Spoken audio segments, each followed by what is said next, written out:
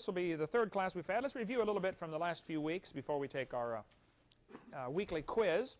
This time we not only have craisins, we have white grapes, dehydrated, shriveled raisins, whatever you call them. There are four great questions that people try to answer, and all religions try to answer. Who can name any of those questions? Who am I? Another one. Where am I going? Where did I come from? There we go. And where am I going when I die? There you go. Who else got one? Back there, did he get one? Okay. Oh. So those are four great questions. Every religion tries to answer those. The three lies that Satan told to Eve, who can name any of those? Deny God's word, and then what? Cause doubts about God's word, and deify mankind. Was that Steve? Got that one? All right, there we go. Let's see. How many times in Ezekiel did Lucifer say, I will? 5 times. Man, this guy's on the ball. You like raisins? He didn't have supper or something, or what? Okay. Let's see, that'll be for tonight. Then last week we talked about the quiz, the different types of, we covered for the quiz tonight, the different meanings of the word evolution. I had a debate a couple days, yesterday? Where was I?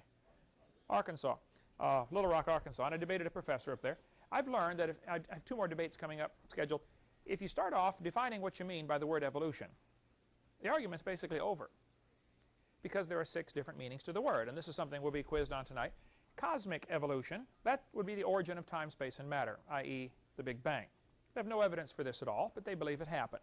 After that, the Big Bang supposedly produced hydrogen, which then you'd have to have billions of years of chemical evolution. Now, what I'm doing now in my timeline, on here, I start off not only with my 20 billion year timeline, I add cosmic evolution would be here, and then you'd have chemical evolution somewhere in here. After that, you'd have to have stellar and planetary evolution. The stars and planets would have to form. Nobody's ever seen that happen, but they believe that it did. And then you finally get to number 4, which is organic evolution. Now you have to get the origin of life. Life has to get started from non-living material. Most textbooks, it's hilarious to watch, they'll spend a whole chapter talking about Francisco Redi and Louis Pasteur, saying how life cannot come from non-living material. Then the next chapter, it says, however, we believe life came from non-living material. I just say, don't you see what you just did? Organic evolution would have to be here. Then you'd have to have macroevolution, which is changes between different kinds of animals. And finally, you get to microevolution. Now that one is scientific. The rest of them are pure religion. They just don't happen. And they're always arguing about where's the border between micro and macro. I say, well, I don't know, and that's a good field of study. We ought to be working on that. However, that doesn't prove the other 5 are part of evolution. I now use the term, I say they smuggled these other ones in when nobody was looking. They smuggle in micro. Microevolution's a fact, but they smuggle in the rest of them as if it is part of science, and it's certainly not. Okay, we also talked about in 1933 a very famous document was written called the Humanist Manifesto. One of the signers of the Humanist Manifesto was a fellow named John Dewey. John Dewey was one of the most influential people in the world, and at least in America, when it comes to public education. John Dewey, a humanist, and he went to Vermont to the Teachers College and just led a secret, quiet revolution, so to speak, in training teachers who later became principals and deans at colleges. And basically our education system was taken over by the humanist philosophy, largely because of the work of a guy named John Dewey. There's a Latin phrase that means single spoken sentence. What is that Latin phrase? Universe, right, interesting. The evolutionists are always talking about the universe. Say, do you know what that means? Single spoken sentence. God said, let there be. Well, who remembers last week some of the problems with the Big Bang Theory? What does it not explain? Doesn't explain where the matter came from. What else? Where did the energy come from? Where the laws come from. Why do we have clumps of matter called galaxies and zillions of miles of nothing in between? I mean, if the Big Bang Theory were true, matter should be evenly distributed. And it's not. And retrograde motion. Everything's not spinning the same direction. Those are some of the problems with the Big Bang Theory. Okay, any questions? Also, we covered the word thermodynamics. Who remembers what that means? Heat for thermometer, and dynamics for power. Dynamite means heat power. And there are basically two laws of thermodynamics. One says things can't create themselves. Second one says everything's falling apart. We don't see anything improving. Somehow they think if you just add energy, things will improve. Well, the sun adds energy all the time to the earth, but it doesn't improve anything. It destroys everything. Except one thing is able to use the sun's energy: chlorophyll. If it weren't for that, the sun would destroy everything on earth. You can't use the sunlight. You can't turn it into energy. Only chlorophyll in plants can do that. All right. This week we're going to talk about what can the public schools teach about creation.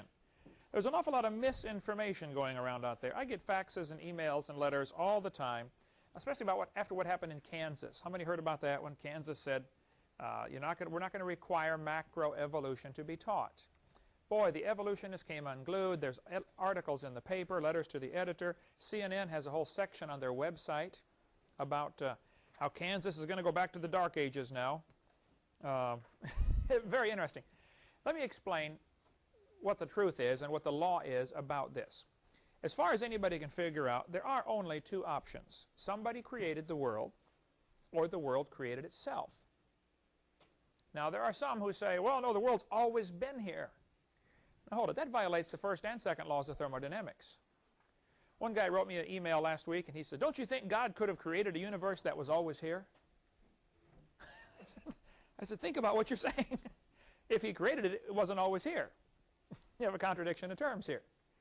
Sure, God can do what he wants, but the laws tell us the universe could not have always existed. It is winding down, so there had to be a beginning.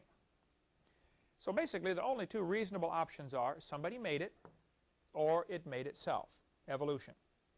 Now, what should the schools teach? I get asked this question very frequently. Do you think we should teach creation in public schools? And I think it's a good question, and that's what we're going to discuss tonight. However, there's another question we should ask first. Should we have public schools? Boy, they come unglued when you even ask that question. But that really is a valid question.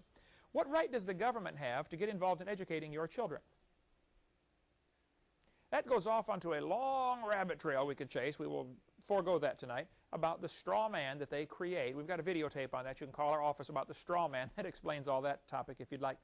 But assuming we cannot stop the public school system by tomorrow, what should they teach in the public schools? Well, for one, the schools should teach the truth. They should teach science. If it's a science class, you teach science. What do we know? You can teach biology. Okay, kid, this is the biceps, this is the triceps, these are the extenders, these are the flexors, the radius, the ulna, the humerus, the deltoid. You can teach all the muscles, and then when they say, well, teacher, how did they get that way? Oh, we're not allowed to discuss that. You don't have to get into origins to teach science. It's unnecessary. Okay, kid, here's the different rocks. Learn the names of all these minerals, learn the hardness test. Here's geometry, here's mathematics, You can study all of the sciences without getting into the origins issue at all. No matter what you teach on origins, somebody's going to be upset. Right? If you teach God did it, the atheists are going to be upset. If you teach God didn't do it, now the Christians are going to be upset. It's a no-win situation. So the ideal solution is for schools to not be involved in teaching origins at all. Just teach science, period. That would be second level question. First level is, should we even have these schools? Okay, since we have them, okay, what should they do? There's an awful lot of misinformation going around saying, the evolutionists write articles and say, you can't teach creation in the public schools. Well, now just hold on a minute. Let me explain what happened, give you the history. In 1925, several states passed laws saying you cannot teach evolution.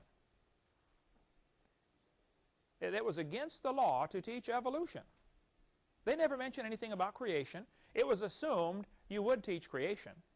All the schools were teaching it. 1925, there was a famous trial. This will be a quiz question. When was the Scopes trial? This book is word for word, verbatim, everything that happened in the Scopes trial, called 1925.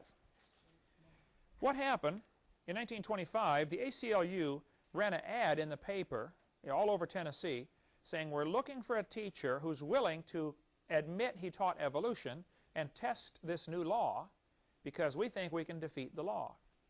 They had to advertise to find a teacher who would do the case for them. A bunch of guys got together in Dayton, Tennessee at a drugstore and said, you know, we need to put Dayton on the map. Our town's a little sleepy town in the mountains of Tennessee and nobody's ever heard of us. Let's see if we can find a teacher who will claim he taught evolution.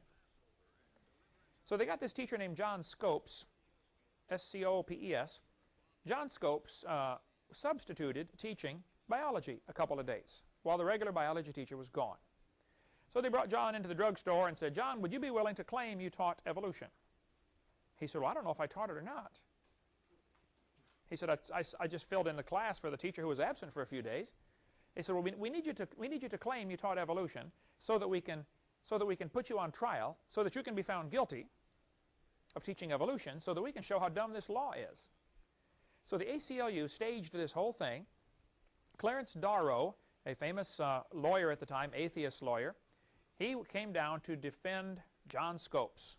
His real purpose was to try to make the Christians look stupid and to try to get this law overturned. And so William Jennings Bryan came down, who had been I believe four-time vice presidential candidate, a very famous politician, a tremendous speaker, and a great Christian, and a great enemy of the evolutionists. William Jennings Bryan, B-R-Y-A-N.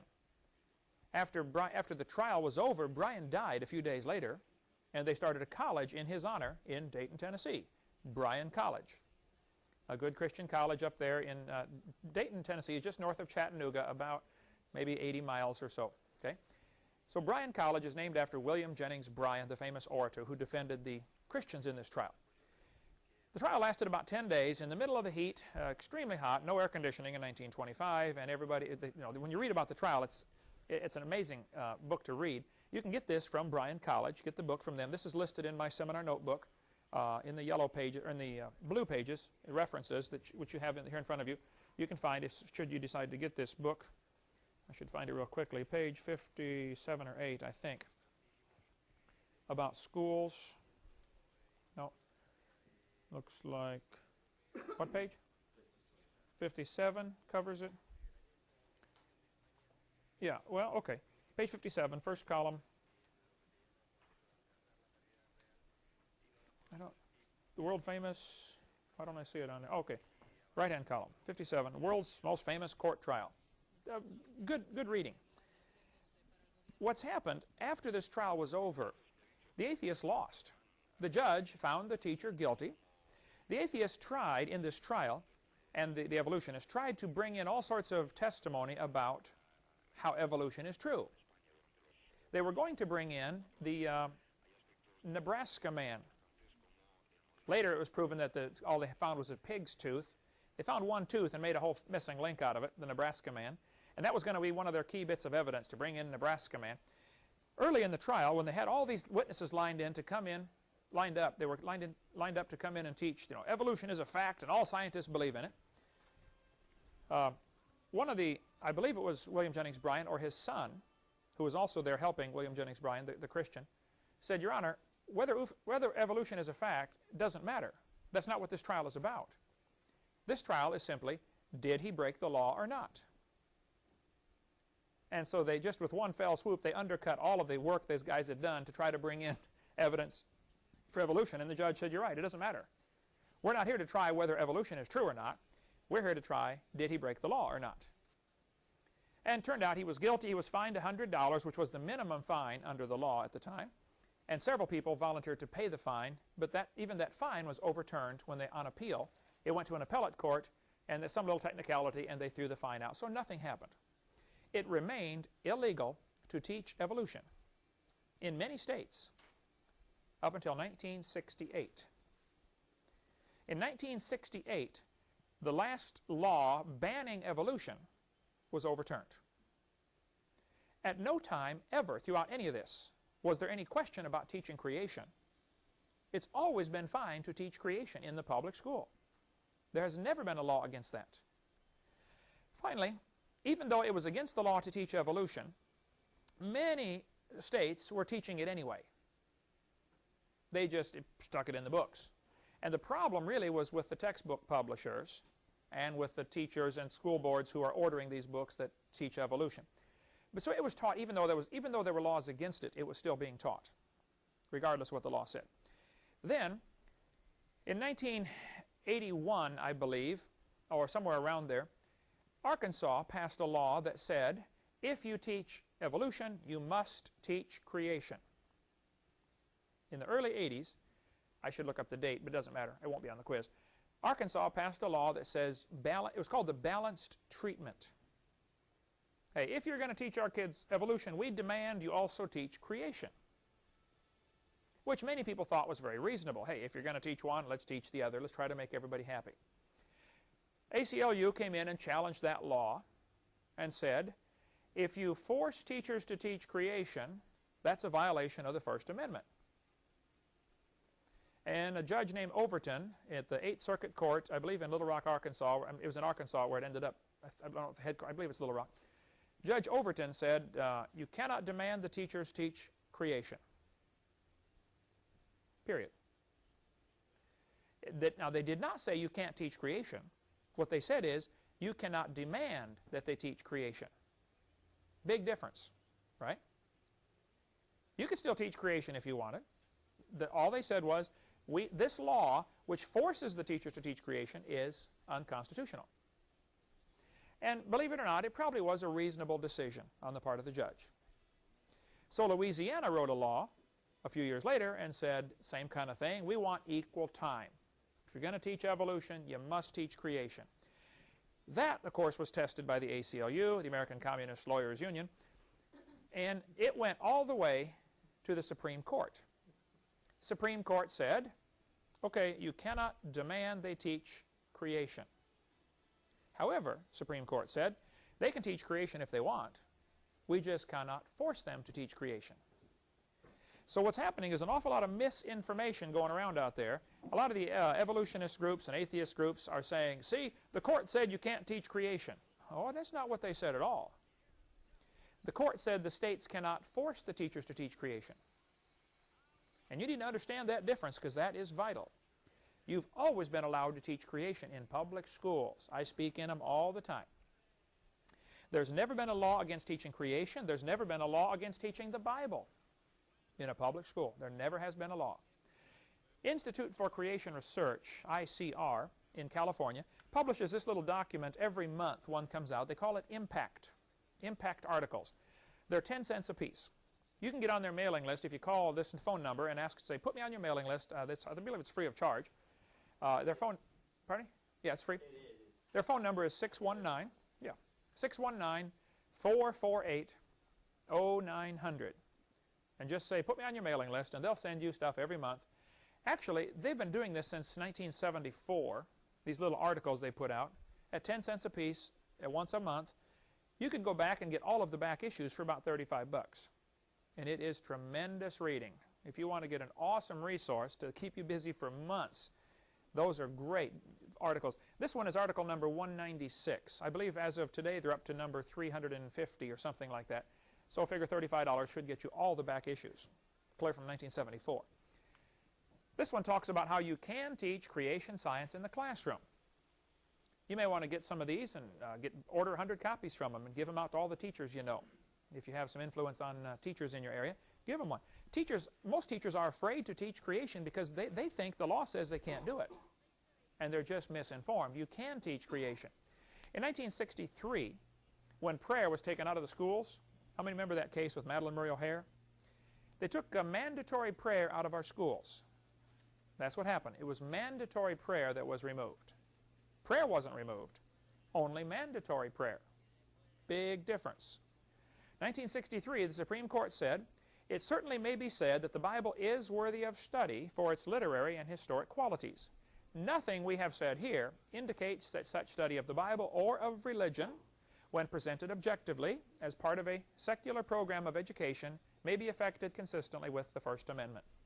This is the School District of Abington Township and Schempp versus Schempp, 374 U.S. 203, blah, blah, blah. 1963 Supreme Court case. They said clearly, you can teach the Bible if you want. And there's some ill-informed ignoramuses running around out there saying, hey, you can't teach the Bible in public schools and you can't talk about creation in public schools, I'm sorry, you are mistaken. 1980, Supreme Court ruled again in the case Stone v. Graham. They said the Bible may constitutionally be used in an appropriate study of history, civilization, ethics, comparative religion, or the like. You want to teach the Bible? Have at it. There's no law against that. 1980, the Eighth Circuit Court ruled, and they said, you can teach the Bible and have religious elements in your school as long as it advances the student's knowledge and appreciation of the role our religious heritage has played in the social, structural, and historical development of civilization. If you're a teacher in a public school, you can bring the Bible in and say, kids, okay, let's study let's read this passage out of the Bible and see what this did for our nation. You're studying historical documents. It's a book like any other book. You don't need to be afraid of it. I mean, I shouldn't say it's a book like any other book, but as far as the school goes, you can read the Bible. Don't let somebody tell you you can't. If they tell you you can't read the Bible in a school, they're ignorant of the law. But here is what has happened. The ACLU will threaten to sue. Now, they would lose the suit, and they know it. But it doesn't matter. The threat of a lawsuit will cause the average principal to say, we can't afford a lawsuit. Teachers, quit teaching creation. So it's the principal that is stopping it. It's not the courts. It's not the law. It becomes a local policy. Because we got gutless principals and gutless school board members who won't stand up to the people just because of the fear of a lawsuit, which goes back to what Jesus said, the love of money, root of all evil. In 1987, Supreme Court ruled again. This was the Louisiana case. Louisiana case was finally ruled on in 1987 by the Supreme Court. And Supreme Court said, among other things, they said, we cannot force, they did say the Louisiana law is unconstitutional because the law demanded equal time. They said, hey, you can't force the teachers to teach creation. However, they said, teachers already possess the flexibility to present a variety of scientific theories about the origins of mankind. They are free to teach any and all facets of this subject. Teaching a variety of scientific theories about the origins of mankind might be done with the clear secular intent of enhancing the effectiveness of science instruction.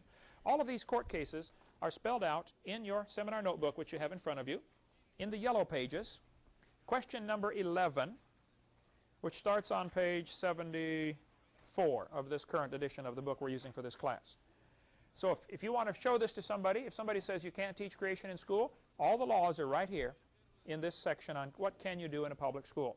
So you can read it all. Everything I'm showing you on the screen here is right there in your book. Okay? California State Board of Education, this is also in here on page 11, said, discussions of any scientific fact, hypothesis, or theory related to origins of the universe, the earth, and of life, that is the how, are appropriate to the science curriculum. Now tell me, if you were a teacher in California and you read that, would you assume you can teach creation if you want? Certainly you can. Now, the teachers cannot try to force the kid to become a Baptist or a Catholic or a Buddhist, okay? They cannot use taxpayers' dollars to try to convert people to their religion, but they can certainly present, hey kids, here's one view. They can read the Bible to them. And I get sick and tired of these people going around saying, see, the court said you can't teach creation in schools. Show me where the court said that, please. The court has never said that. They couldn't say that. That would be a violation of the First Amendment right there. You got the freedom of speech. The teachers do too. You don't give up your constitutional rights when you walk across the door to the classroom. This book we sell through our ministry, Teaching Creation Science in Public Schools, by Dwayne Gish, who's one of the vice presidents at Institute for Creation Research, is a great book that you can give out to teachers, $4.75 through our ministry. You might also want to get a hold of the Ridenours, their phone number there, and all this information is in the yellow pages of your notebook here. They are helping people start Bible classes in public schools. Many states have them, 20 or 30, I don't remember now, but you can have a Bible class as an elective in your public school. Your preacher comes to become the teacher. It's really amazing the latitude we have, but very few people do it. We all sit back and say, oh, public schools are going bad. Well, get in there and do something about it. Fix it. If you say, oh, my car's not running good, well, tune it up. You know, fix it. For heaven's sake, do something about it. So these two items on this one slide are not necessarily connected to each other, but the written hours will help you get a Bible class started in your public school. Perfectly fine. ACLU wants to get creation out of schools. I think there's a much bigger picture of why they want it out of schools. Without going too far down this rabbit trail now, we'll get into that later on seminar part 5. If the creation theory is true, then there's a creator, obviously. If there's a creator, we might have rights that come from the creator. Our founding fathers said, we hold these truths to be self-evident. All men are created equal. They are endowed by their creator with certain unalienable rights. The rights, we have the right to life, liberty, pursuit of happiness. We have all sorts of rights, and those rights came from God. The government didn't give you that right. God gave you that right. Well, suppose you would like to have a new world order, a one-world government with Hillary in charge or something, okay?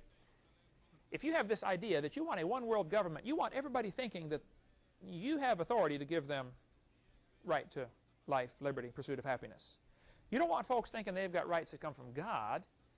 If you get a bunch of folks together that believe their rights come from God, those people don't make good slaves.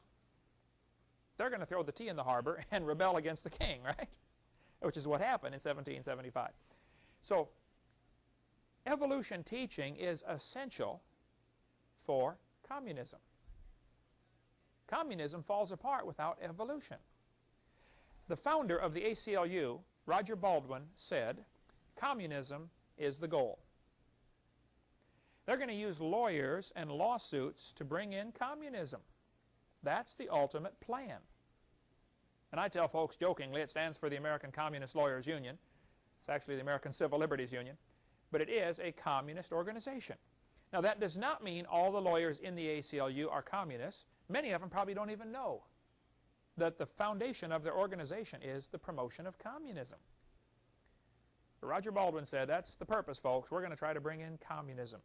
And so they're using the legal system to try to intimidate schools into not teaching creation, because creation is one of the biggest hindrances to communism. If there's a creator, well then, he tells us what to do. And countries like Russia, Ukraine, these former communist countries, they're still communist, by the way, nothing's really changed, but they have to have evolution. I've heard missionaries say they were in countries like when China was taken over by the communists. The missionaries said the first thing that the communists came in there, they didn't teach communism. They got all the kids together and began teaching evolution. First thing is evolution, and then we'll teach them about communism later. It happens in every place where a communist country is taken over, where a country is taken over by communism. They have to teach evolution first. So, as far as what you can do in a public school, we've got several books, one by the Gablers, here about teaching. What are they teaching our children? If you do want to get involved in textbook selection, we'll get into more of this on video number 4 at the end. But Mel Gabler in Longview, Texas, and his information's in the blue pages in here about the schools. Their phone number is also in the back of the book right here. If you want to get, by the way, area code changed. We're not fixing that in these? We need to. 903. Just make a note to have them do that. Area codes are changing all over the country, after the book was printed. But the Gablers have for 38 or 39 years have been researching and reading every public school textbook that is printed, or nearly all of them, and writing a critique on it, finding mistakes. So if you get on your textbook selection committee and would like to save an awful lot of time, when you're given the books to decide from, get a hold of the Gablers and say, here's our list, which one do you recommend? They've already read them all. Good Christian organization in Longview, Texas. You might also want to get this little booklet. They're $3 each from the Rutherford Institute about students' rights in public education. Just what does the law say? Students actually have a lot more rights than teachers do. Students can write papers about creation. They can write papers about the Bible. They can, during speech class, they could give a sermon. It's unreal the rights the students have. And the students have to learn to use a magic word. If a student wants to write a paper about, if the teacher says, okay, write a paper about a controversial subject, and they say, I'm going to write it about creation. I get calls all the time. People say, I need some help. I want to write a paper about this. And the teacher will say, no, you can't write about this topic. You need to learn a magic phrase. This will get by every time. You say, teacher, are you discriminating against me because of my religious belief? That's the magic sentence right there. Are you discriminating against me because of my religious belief? That's all you got to say. Oh, no, we're not discriminating. Okay, well, then I think I'll write it on creation. Okay, go ahead. Because they're scared stiff of that discrimination word. That's the big one, the big D word that scares them. Because there's lots of lawsuits over that. We also have a book called Students' Legal Rights on a public school campus. This one is all the more detail about the laws, which, for instance, on page 53, it explains that students have the right to be exempt from any class that is teaching something contrary to their religion. Now think what that means. If your kids are going to the public school and you don't want them taught evolution, all you need to do is go down to the school, to the principal, or to the teacher and say, I would do it in writing, and you might want to send it certified mail, so you got proof they got a copy. Spell it out clearly. I do not want my child taught evolution. This is contrary to our religion. I do not want my students taught sex education. This is contrary to my religion, or whatever it is you don't want them taught. The school then has to give them alternative material, and they cannot count their grade off. If they do, you have grounds for a lawsuit. This is how the atheists are getting all their goals accomplished. They're suing for the dumbest things, you know. I'm not saying we ought to be sue happy, but we ought to stand up for our rights. Remember when in Acts chapter 16, when Peter was beaten, they threw him in the jail, he got the Philippian jailer saved. At the end of the story, the leaders in the town said, okay, go tell those guys they can leave now. Paul said, yeah, it wasn't Peter, it was Paul. Paul said, forget it. They beat us openly, uncondemned, being Romans. You tell them to come down and apologize publicly. Right? We need some of the moxie that Paul had to say, let's just, hey, forget it. I'm not going to roll over and let you beat me. I want a public apology. And I think it's time that Christians, in Christian love and with wisdom from the Lord, we need to use the legal system. They were tying Paul up, going to beat him one time, and he said, hey, I'm a Roman citizen. I appeal to Caesar. Scared them all half to death, didn't it? What's wrong with that? Okay? Let's stand up for what's right. And students need to know they do have the right to be exempt from classes that are teaching something contrary to their religion. In Matthew chapter 18, Jesus said, whoso shall offend one of these little ones which believe in me, it were better for him that a millstone be hanged about his neck. Any teacher that's teaching kids evolution, obviously that's going to destroy their faith in the Bible. And anyone that destroys a child's faith better carefully read what Jesus said. You'd be better off drowned in the depth of the sea. I would hate to stand before God and say, God, I was a teacher in the school and I ruined the faith of the kids that came through my class. But that's what's going to happen Judgment Day, folks, to many people. That's going to be a fearful thing to fall into the hands of an angry God. And I think we need to warn the teachers that are teaching evolution that they're going to face God's judgment someday for this. They're not the enemy. The devil is the enemy. Shortly after this trial, the world's most famous court trial in Dayton, Tennessee, the atheists realized they didn't get any publicity like they wanted. So some different groups started making movies or plays. They traveled around the country putting on a play called Inherit the Wind. Has anybody ever heard of that one?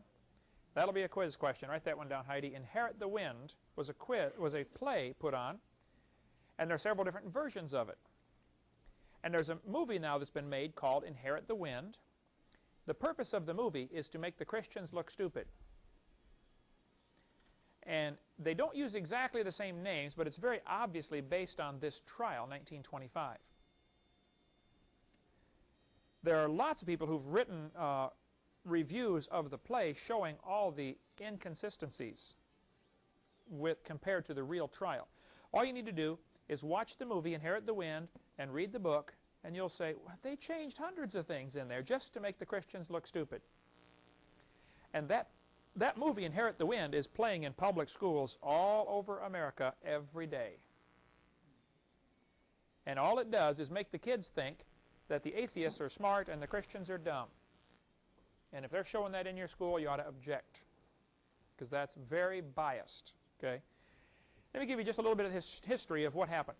Back in America, all through its history, there was very little evolution in the textbooks, After this trial, there began to be a little bit more after 1925. By 1950, though, there still was only 2,000 or 3,000 words about evolution in the average textbook. It didn't teach it very much. These charts here are in your seminar notebook in the chart section, which I believe is, let's see, charts.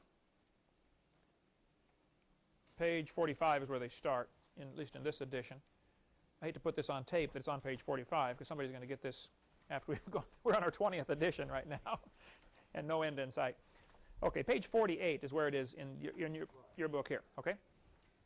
In 1957, something very important happened. The space race was on. Does anybody know who got the first satellite up and what the name of it was? Sputnik, they call it, right? In Russian, Sputnik. We always call it Sputnik over here. The Soviets launched the Sputnik. It was kind of a dud as far as satellite goes. It went up, lasted a short time, and fell back down. But the fact is, they got something into orbit before we did. So the humanists and evolutionists and communists in America decided this would be great to use as propaganda to show that Americans are behind in science because we're not teaching evolution. You follow that? So there began to be news articles and letters to the editor, and see, America's losing the space race because we're not teaching enough evolution. Now, what does evolution have to do with putting a satellite up? Nothing. But they said, this shows that the Soviet science is ahead of us because Soviets have been teaching evolution for years. And we weren't teaching much. Then in 1959, another important event happened. So 1957, you need to know that for the quiz, Sputnik was launched, and people used that as an excuse to say American science was inferior. 1959 was the 100-year anniversary of Darwin's book coming out. Darwin's book was published in 1859, and in a 100-year anniversary, a bunch of atheists and evolutionists got together and had a big symposium and said, you know what, we still don't have much evolution in the textbooks. This theory's been around for 100 years. We all know it's true. This is their thinking, okay? But we're still not teaching it to the kids. So in the late 50s, there was a very concerted effort to get more evolution into the schools. And in the late 50s, as far as I can figure out, the first time in the history of America, a government grant was issued to produce textbooks. Up until that time, if you wanted to write a biology textbook, have at it. You can write any book you want, and then you try to get somebody to buy it. It was the free market system. I could write a book, somebody else could write a book, we could both send it to the school, please buy our book, and the school would decide. Or the teacher would decide, or the school board decide, or somebody would decide which book to buy. But now the government produced textbooks, at least with government funding. It was called the BSCS series. Write that one down, you'll need that. BSCS. I'll show you some of the books here throughout the course. The BSCS series was the first book that as far as I can figure out in my study of this, that really pushed evolution to the hilt. In 1963, there were 33,000 words about evolution in the average textbook. Just from the late 50s to the early 60s, evolution took over everything as far as the philosophy goes for our school system. Jumped from 2,000 to 3,000 to 33,000 just in a few years. 1962 and 63 was a year that's very famous for a trial where prayer was taken out of our schools. Does anybody remember the atheist that pushed that through? Madeline Murray O'Hare. Write that down. Early 60s, Madeline Murray O'Hare. What happened, there's quite a story about that. You might want to get a book if you'd like studying this topic. The book is called My Life Without God. My Life Without God by William Murray. Madeline Murray O'Hare had 2 illegitimate children. She chose the last name for one of them from the father of the child, though it was not her husband. She never did marry him. He was an illegitimate child. His name was William Murray. William, they were in school in, I think, Brooklyn, if I recall. It's been a while since I read the book. Madeleine Murray O'Hair had gone to the Soviet Union asking to be a Soviet citizen. She hated America. Actually, she went someplace in Europe and was writing letters begging, please let me in. I'm a communist. I want to live in a communist country. They kept writing her back saying, we don't want you. Because your work record shows you never keep a job more than 6 months. You get mad at the boss for something and quit. You're a troublemaker. You're lazy. We don't want you. She finally got the message and came back to America, to Brooklyn, when she realized the communists wouldn't take her. Now her son, William, I think was in 9th grade, if I recall. She takes him to school about 2 weeks late. I think it was mid-September when this happened. She came back. She said, well, William, I guess I got to put you back in this, capitalist school here in America. She's taking him to the principal's office to sign him up for school. And a few minutes late, school had just started, and over the PA system comes the principal. Let's all stand and pray. She hit the ceiling. All 600 pounds of her. Oh, man, what's going on here? She said, do they make you pray every day here? He said, oh, yes, ma'am, we pray every day. Now, William's a 9th grader, not saved, lost as a goose. And he sees this as an excuse to cause a little trouble. And so his mom said, I'm going to sue the school for making my kid pray. She went in, banged on the desk, and said, I don't want my kid to pray. The principal said, ma'am, if you'd like your son to stand in the hall, that's perfectly fine, but we pray at our school. So sure enough, she filed a lawsuit. The lower court threw it out. Said, this is stupid. They can pray if they want. She appealed it. Went to the appellate court. They threw it out. She appealed it again and lost. I believe it was on the 4th try. It went to the Supreme Court, and she won. One atheist was determined to get prayer out of schools. And in 1962 or 3, the court ruled we cannot have mandatory prayer in schools. They never said anything about teaching creation. They never said anything about reading the Bible. They just said we cannot have mandatory prayer in schools. So prayer was taken out of our schools. By this time, evolution is being sucked into the vacuum, and kids are being taught a humanist philosophy. On these next few pages in the notebook, and here on the screen, I'll show you some of the charts of what has happened to our culture since the early 60s. This chart from the Center for Disease Control shows sexually transmitted diseases, STDs. There are now, I think, about 100 of them available. This is for kids 10 to 14 years old, up 385% since 1963. Divorce rates in America since 1963 have skyrocketed. Somewhere around half now of the marriages end in divorce. Well, when I was a kid, when you got married for life.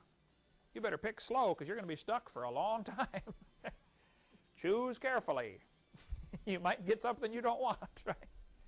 But now, man, divorce is it's common. Everybody knows somebody that's divorced. I didn't know anybody that was divorced in the early 60s when I was a kid. 1963, we saw an incredible increase in violent crimes. Nearly 1,000% increase. I remember, as a kid, we never locked our house.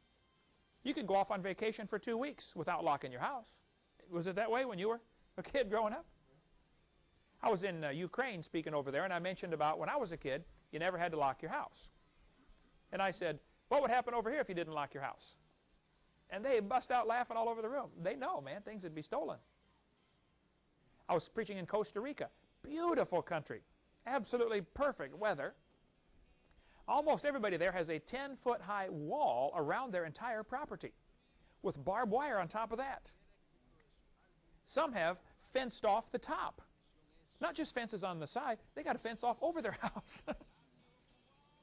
The preacher, when he took me there, I went and preached in Costa Rica at his church. On the way back, we come up to his driveway, and there's this massive wall around there.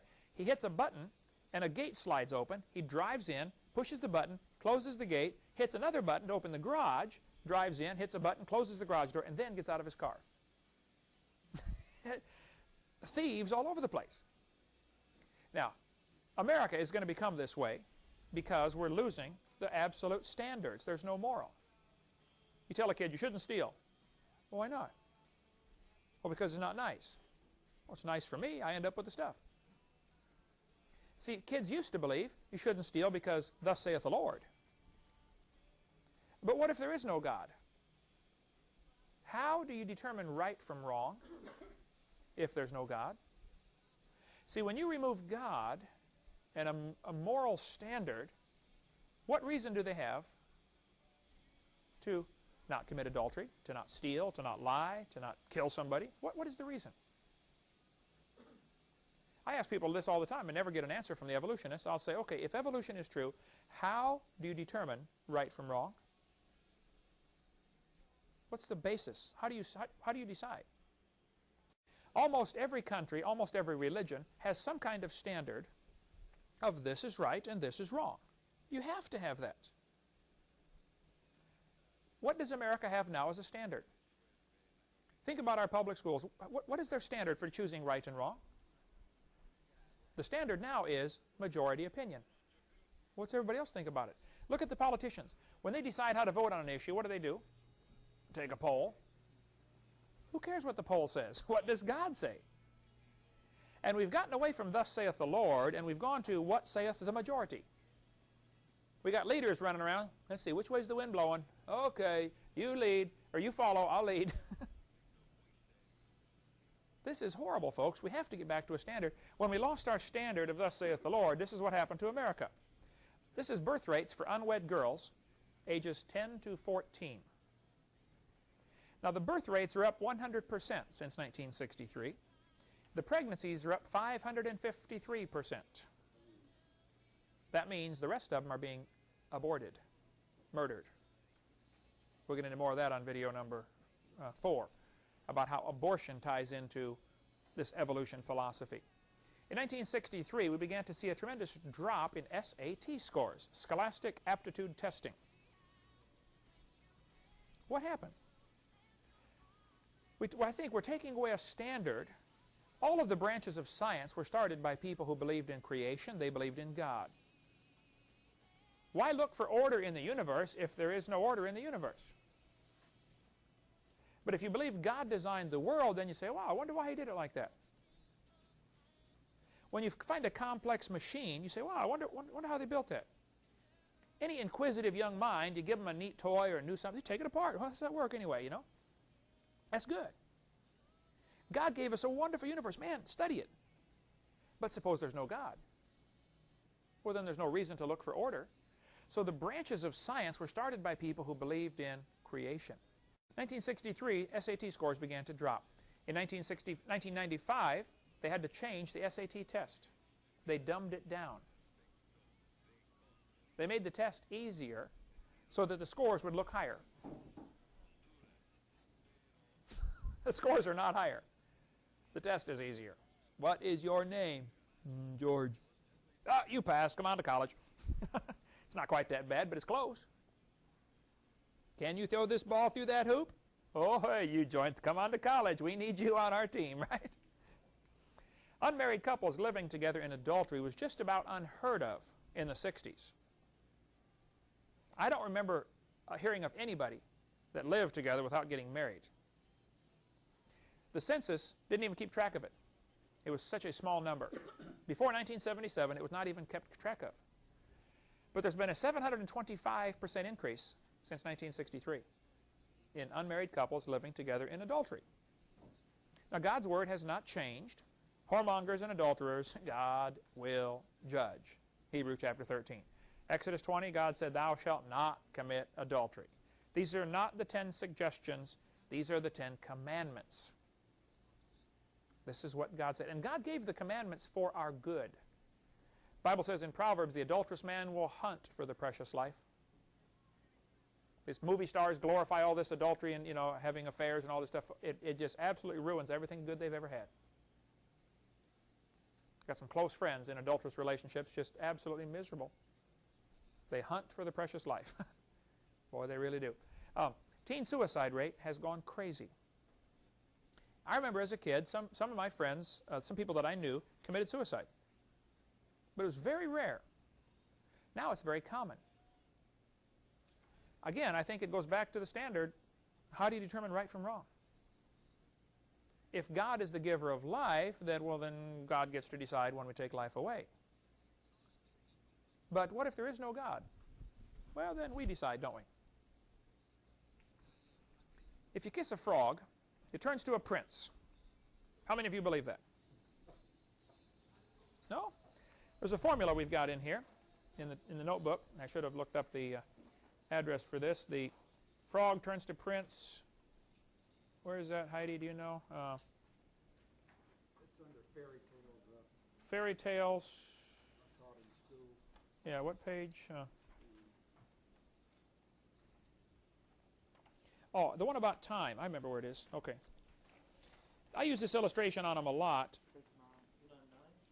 59, or I think it's earlier in the book. Page 9. Okay.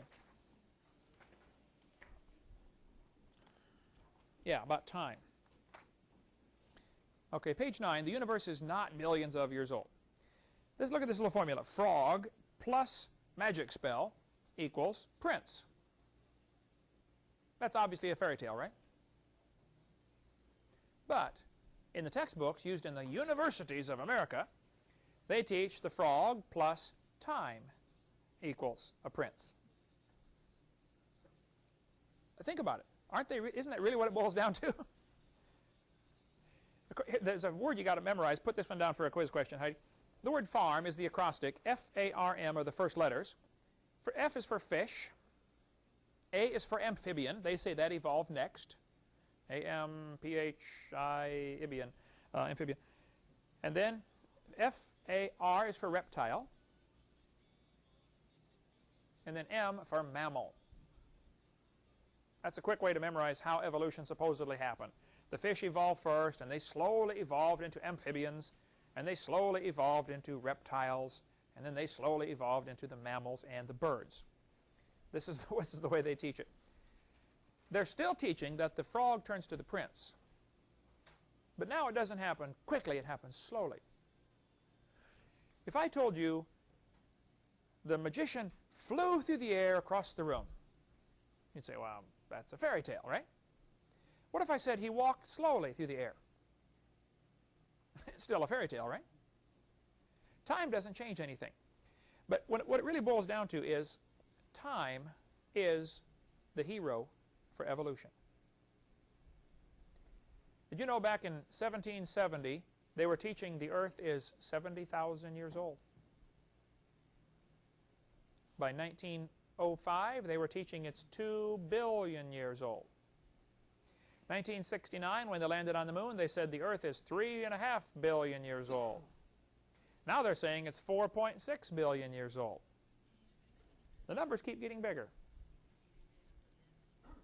because they're realizing more problems. It just, that wouldn't work. That'd take too long. That couldn't happen. I'm sure they're going to bump this number up. Someday they won't be saying 4.6. They'll be saying 4.7 or 5.0 or who knows. They keep adding time because somehow it gets lost in the human brain. Well, wow, that could be true, you know. No, I'm sorry. It's still frogs don't turn to princes. I don't care how long you give them. Okay, who remembers the atheist Madeleine Murray O'Hare's son's name? Oh, take a raisin. You all got it right. William Murray. Very good. What grade was he in when they took prayer out of schools? 9th grade.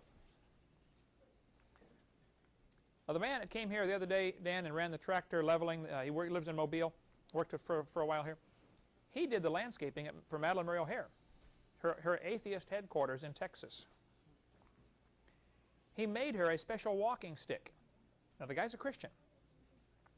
In her cane that she used, the top unscrewed. She did not know that. He unscrewed the top and put a little tiny Bible in there. There's Madeleine Murray O'Hare walking around with a Bible in her hand for years. Never did know it. He said he only saw her smile one time. All the time he worked there. He helped her up out of the chair one time and gave her a big hug. Only time he's ever seen her smile. If you read My Life Without God by William Murray, he gives a little of the history of his mother, Madeleine Murray O'Hare. Madeleine's mother was just a teenager when she got pregnant out of wedlock. She didn't want to have the baby, so she jumped out of the second-story window trying to have an abortion.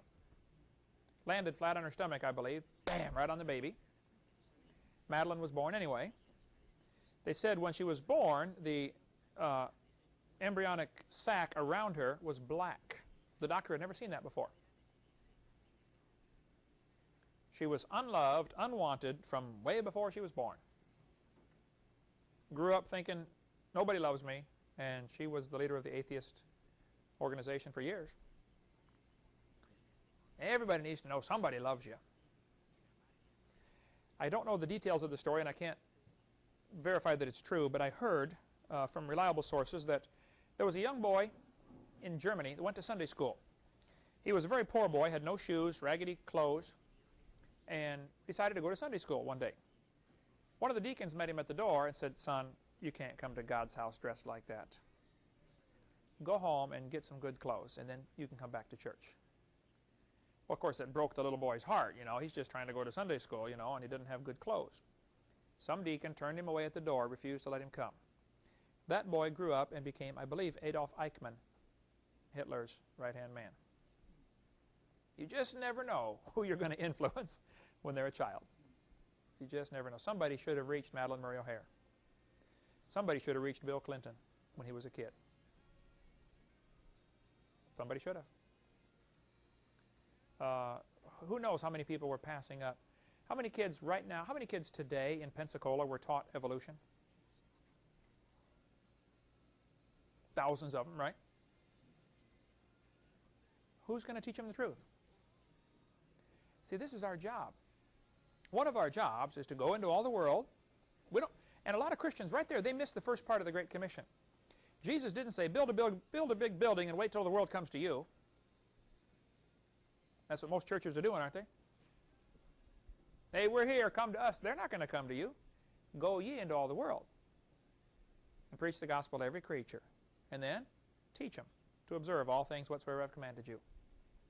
We need to get out. And average Christian, after they've been saved 4 or 5 years going to church, they don't have any more lost friends. How many just plain old heathen do you know? Most people, when they first get saved, they're real zealous and they're the best ones to bring new converts in. But after they've been saved a few years, they don't have any lost friends anymore. We've lost contact with the world, folks. And that's tragic. I don't mean you need to have all heathen friends and hang around with the heathen all the time, but we need to have some lost friends that we're trying to influence. Who are you trying to influence for God right now? You ought to be working on somebody. You ought to have some short terms you can reach and some long term. It may take you 30 years to reach them. But they ought to know, that guy's my friend. I can go to him if I have trouble. We've lost contact with the world. The textbooks, though, teach that the frog slowly turns to the prince over billions and billions of years, and it just doesn't happen. I don't know how to get them to see how silly it is, but, folks, it is silly. It's crazy. It doesn't happen. The textbook's magic ingredient, though, to make this change happen is billions of years. All through the books you see phrases like billions of years ago. This is a 4th grade textbook. Millions of years ago, blah, blah, blah. Something happened. Now, Hitler said, if you tell a lie long enough and loud enough and often enough, the people will believe it. How many times is it, by the time a student goes through 12 years of school, here in the Bible Belt, Florida, how many times will he have heard the phrase millions of years ago between textbooks, TV, museum tours? You think several hundred times he's heard that? Probably several thousand times, right? Eventually it gets into his brain and he just thinks, well, it must have happened. After all, I've heard this millions of times. It's propaganda. That's the way it works. I teach the students what you need to do. If somebody says, millions of years ago, just simply ask them the question, were you there? They'll say, well, no, of course I wasn't there. See, the word science, this will be on the quiz, science comes from the word, it literally means to know. That's the simplest definition. Science means knowledge. That would be good enough, or to know. A more expanded definition is knowledge gained by observation or experimentation. Now please tell me, is it possible to know that the earth is billions of years old? Can you observe that? No. Can you believe that? Oh, yeah. And when I speak in public schools, I will try to teach the kids the difference between what you know and what you believe. For instance, I'll show them a textbook that says billions of years ago, and I'll say, hold it, kids, right there. Does the guy who wrote this book, was he there? No. Does he know it's billions of years old, or does he believe it's billions of years old? And they start to say, oh, yeah, he believes it. I use the word think. Does he know or does he think? Well, he thinks it's billions of years old, doesn't he? Is there any way he can know that? Can he observe it? Can he test it? Can he demonstrate it? No. He can only believe it. And once you get the kids to see there's a difference between knowing and believing. Believing is part of your faith, your religion. Knowing is for science. So we can know that everybody calls this the deltoid muscle. Now, how did we get that muscle? Oh, now that's what you believe of how it came to be. And people often take the facts and then add their beliefs to the facts and think the two go together. I tell people, hey, beer is sold at football games. Beer has nothing to do with football. And just because evolution is stuck into the book does not mean it has anything to do with science. They're not connected. Beer does not become athletic by association. And evolution does not become scientific by association with science. It is often associated with science, and I'm sorry about that. I'm trying to get it out. But it's not science. Most Americans believe God created the world in the last 10,000 years. These polls are in your book here. I don't remember exactly where. We can find that later, or you can get the data right here off my slide. Mobile Press Register did a poll back in '95, found out that 61% of the population believes the earth was made by God in the last 10,000 years. Another 30% believe God did it, but he used evolution. So that's 91% believe God made the world, either recently or over billions of years, but the fact is God did it. Only 4% were atheistic. Another 6% said, we don't know. Don't know or don't care or didn't answer. So if you've got 91% of the population saying, we believe God made the world,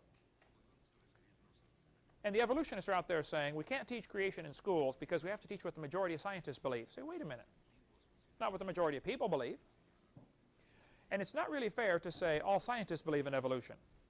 Washington Times, 1998, August 31st, had a statement saying 55% of the U.S. natural scientists who study in the natural sciences, believe in Darwinian evolution. Is that everybody? No, 55%. Slightly more than half believe in Darwinian evolution of the scientists. Those are the ones that have not been to my seminar yet. We're working on them, okay? So if somebody says, all scientists believe in evolution, I say, no, wait a minute, no, they don't. Secondly, even if they did, that still wouldn't make it right. You don't decide truth by majority opinion. The majority of scientists for years taught that the planets go around the Earth. That is called the geocentric theory. Is that true? No. Did the majority believe it?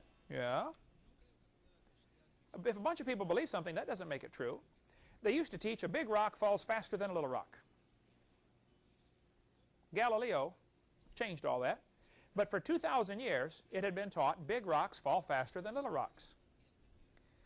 Now, here's what I teach the kids to do. If you learn to ask the right questions, you can get people thinking. Aristotle said, a big rock falls faster than a little rock. Everybody believed it. Nobody thought to check it. They just believed it. After all, Aristotle's a smart man. He must be right. Galileo came along with a simple question. He said, if I had a 10-pound rock and a 5-pound rock and I dropped them, which one falls faster? Everybody said, oh, the 10-pound rock. He said, okay, let me ask you a question. If I take my 10-pound rock and I break it in half, but I tie the two pieces together with a string, and I drop it, will it fall like a 5-pound rock or a 10-pound rock? A brilliant question, isn't it? Without doing any experiments, just going through the thought process, he said, what if I broke it into 10 pieces, each weighing 1 pound? But I tie the pieces together with a string and drop it. how will it fall? Wow, that's a good question. He said, fellas, I think we've been teaching something for 2,000 years that's not true. And we need to learn to do like Galileo did, to get people to question what you believe. I ask evolutionists in debates all the time, would you please answer this question for me very simply? I don't want you to give me a bunch of big fancy words. I just want you to explain it so everybody here can understand it. Do you believe man evolved from a rock? Just give me a yes or no. I was in a debate one time, and this atheist, I asked that question. Boy, he beat around the bush for 15 minutes. After he got all done, you know, going through all this big 15-minute spiel, I said, okay, thank you for the lecture. Now, would you please answer my question? Do you believe man came from a rock? He went off on another big spiel, you know. I said, okay, thank you for all those big words. You dazzled everybody now with your vocabulary. Now, please answer the question. I just want a yes or no. Do you believe we came from a rock? Finally, he said, yes, I do. And the crowd went wild. Well, that's stupid. But see, they don't want it to be quite so simple. One of the most effective things you can do, I think, that works so good for me when I'm on airplanes or talking to anybody about creation, evolution, if I'm on an airplane, I take a napkin and I draw these two lines right here. And I put 4 points on each line. Creation, flood, Jesus, today. Big Bang, earth forming, life starting, today. Somehow, when they talk about it, and they say, well, billions of years ago this happened, if you're only talking about it, it gets lost in the brain. But when you can see it in front of you on a line, all of a sudden it's like, wow, that is kind of dumb, isn't it? This forces them to visualize what they've been teaching. Just simply draw on a line and say, now, do you believe the earth formed 4.6 billion years ago? Yes. And do you believe life evolved out of the rocks? This finally now they got to think about it. Yeah, I guess I do, don't I? And you believe this first life form found somebody to marry?